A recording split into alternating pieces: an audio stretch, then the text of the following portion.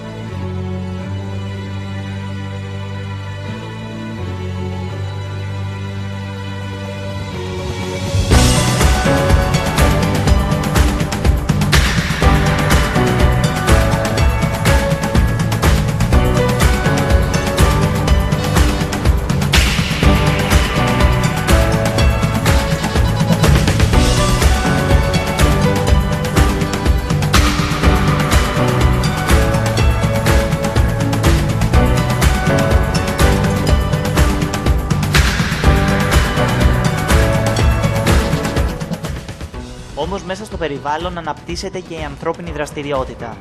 Η επιστήμη προχωράει, η τεχνολογία εξελίσσεται.